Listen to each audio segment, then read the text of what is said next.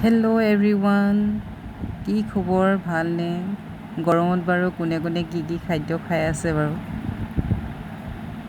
কোনটো খাদ্য গৰমত খাবলৈ ভাল এই ডিছবিলাক দেখুৱাই আছোঁ।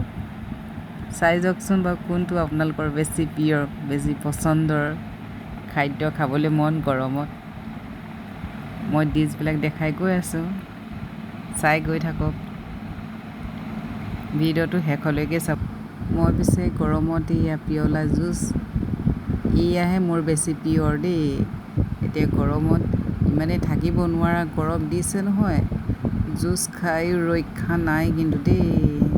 এতিয়া এইটোহে গৰমত খাই আছোঁ। ডিছবিলাক দেখাবলৈ ষ্টাৰ্ট কৰি দিছোঁ। কাৰ কাৰ কোনটো ডিছ পচন্দৰ হ'ব আৰু গৰমত কোনে কোনে কি খাই আছে বৰ্তমান, আৰু গৰমত কোনটো আহাৰ উপযোগী স্বাস্থ্যৰ কাৰণে।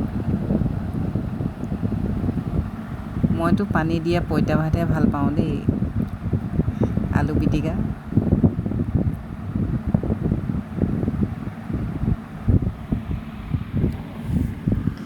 উপভোগ কৰি যাওকচোন শেষলৈকে ভিডিঅ'টো।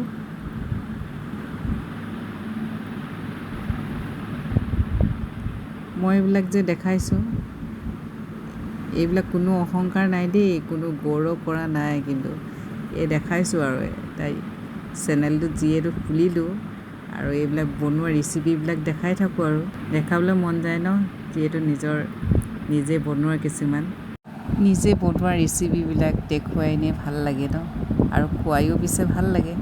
আৰু বন্ধু বান্ধৱীসকল, ভিডিঅ'টো মই ইমানতে সামৰিম। বেছি গৰম পৰিলে আপোনালোকে পিয়লা জুচ কিনিবলৈ নোৱাৰিব। অন্ততঃ নেমুৰ ৰস চেপি আপোনাৰ চেনি নিমখ দি চৰ্বত বনাই ধুনীয়াকৈ খাব পাৰে, আৰামদায়ক। যদি ফ্ৰিজত পানী থাকে বা ফ্ৰিজত আইচ নাথাকিলেও একো নাই, পানীৰ লগতে মিহলি কৰি নেমুৰ ৰস খাব পাৰে। Bye bye.